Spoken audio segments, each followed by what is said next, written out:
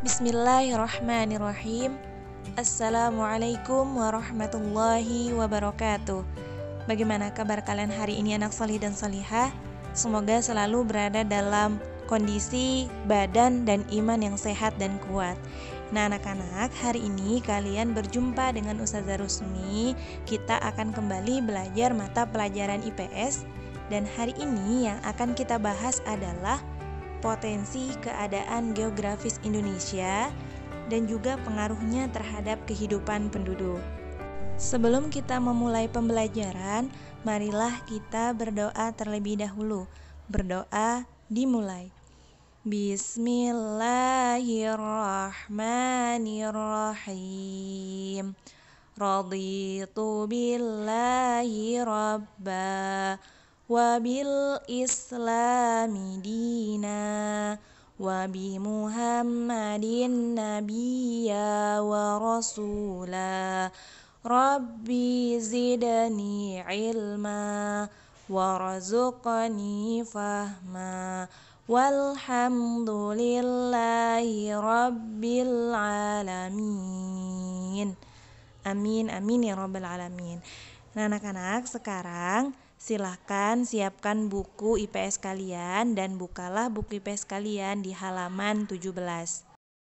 Berkaitan dengan potensi keadaan geografis Indonesia. Anak-anak, Indonesia adalah negara maritim. Kenapa dikatakan sebagai negara maritim? Karena Indonesia memiliki laut yang sangat luas dan memiliki banyak pulau. Melihat hal itu, maka Indonesia ini sebenarnya memiliki kemampuan atau memiliki potensi yang luar biasa. Nah, apa saja potensinya? Yang pertama adalah potensi ekonomi. Anak-anak, kalian harus tahu dan kalian harus sadar bahwa sebenarnya Indonesia adalah negara yang sangat kaya. Karena Indonesia memiliki tanah yang sangat subur. Bukan hanya itu, tapi Indonesia juga memiliki sumber daya alam yang banyak sekali yang tidak dimiliki oleh negara-negara yang lain. Dan Indonesia juga berada di wilayah atau berada di posisi yang sangat strategis karena berada di antara dua benua dan dua samudra. Karena berada di antara dua benua dan dua samudra, maka Indonesia atau wilayah perairan Indonesia menjadi jalur perdagangan internasional. Contohnya nih anak-anak, seandainya ada kapal Tiongkok yang akan ke Australia, maka dia harus melewati wilayah perairan Indonesia. Wah, luar biasa ya anak-anak. Selain memiliki potensi ekonomi, Indonesia juga memiliki potensi penduduk. Anak-anak, Indonesia berada di urutan keempat dengan jumlah penduduk terbanyak di dunia.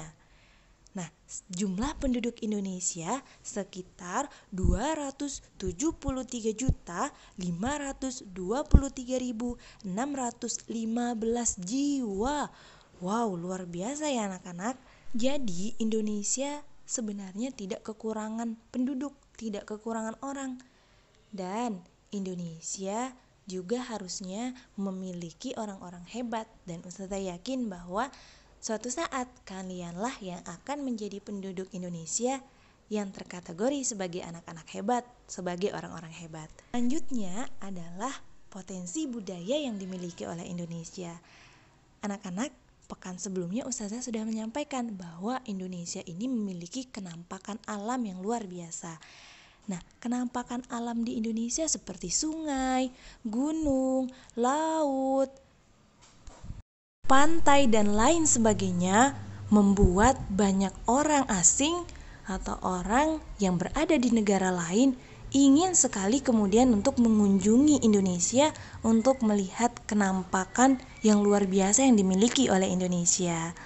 Selanjutnya adalah potensi transportasi. Nah, Indonesia adalah negara kepulauan, di mana negara kita memiliki pulau yang sangat banyak. Sehingga untuk menghubungkan pulau yang satu dengan pulau yang lain, menghubungkan pulau Kalimantan dengan pulau Jawa, atau ketika kita ingin berangkat dari Kalimantan menuju Pulau Jawa, maka kita sangat membutuhkan transportasi. Dan Indonesia memiliki transportasi tersebut, memiliki transportasi darat, memiliki transportasi laut, dan juga transportasi udara. Bahkan Indonesia memiliki maskapainya sendiri, yaitu Garuda Indonesia. Seandainya transportasi ini dimanfaatkan dengan baik, maka itu akan sangat bermanfaat dan sangat menguntungkan negara kita. Selanjutnya buka buku kalian halaman 22, kita akan membahas pengaruh kondisi geografis Indonesia terhadap kehidupan penduduk. Pengaruh yang pertama adalah di bidang ekonomi. Nah, anak-anak, kalian sudah tahu kan negara Indonesia, tadi Ustazah sudah kasih tahu bahwa negara Indonesia adalah negara maritim. Karena Indonesia memiliki kondisi geografis di mana ia sebagai negara maritim, maka mayoritas penduduknya ini bermata pencaharian petani dan nelayan. Nah, tapi ada perbedaan loh antara petani zaman dulu dengan petani zaman sekarang, dan nelayan zaman dahulu dengan nelayan zaman sekarang. Kalau petani zaman dahulu itu dia membajak sawahnya menggunakan kerbau atau menggunakan sapi. Tapi petani zaman sekarang membajak sawah dengan menggunakan mesin traktor. Nah, begitu juga dengan nelayan. Nelayan zaman dahulu itu menggunakan perahu layar yang mengandalkan bantuan angin. Sedangkan nelayan zaman sekarang itu menggunakan kapal yang bertenagakan mesin dengan bahan bakar minyak. Selanjutnya pengaruh di bidang sosial. Nah, Indonesia adalah negara yang memiliki penduduk yang luar biasa banyak ya anak-anak. Nah, Indonesia pun adalah negara agraris karena sebagian besar penduduknya juga bermata pencarian sebagai petani. Namun karena arus urbanisasi, akhirnya banyak penduduk Indonesia yang berpindah dari desa ke kota dan mengganti profesi dari seorang petani kemudian menjadi seorang pegawai, buruh pabrik, sopir ataupun pedagang. Selanjutnya pengaruh di bidang budaya. Nah, selain memiliki jumlah penduduk yang luar biasa banyak, ternyata Indonesia juga memiliki suku bangsa yang luar biasa banyak juga. Nah, memiliki adat istiadat yang berbeda-beda, memiliki pakaian tradisional yang berbeda-beda, senjata tradisional yang berbeda-beda.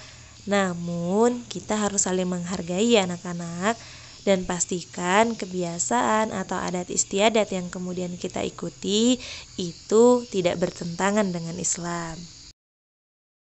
Selanjutnya, pengaruh di bidang transportasi.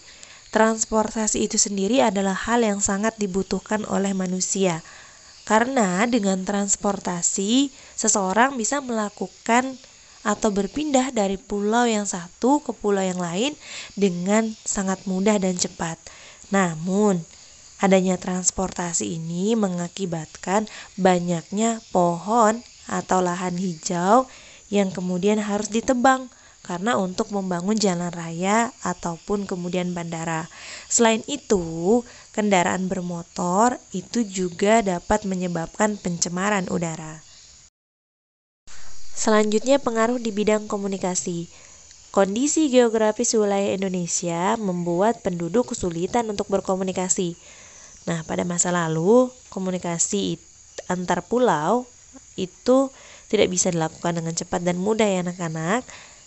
Namun saat ini komunikasi itu bisa dilakukan dengan sangat mudah melalui telepon, SMS, video call, dan email. Tapi sayangnya dengan perkembangannya sarana komunikasi ini, banyak kemudian penduduk atau masyarakat yang kemudian tersibukkan dengan handphonenya, kemudian tersibukkan kemudian dengan gamesnya. Jadi anak-anak kita harus bijak ya dalam menggunakan sarana komunikasi yang ada.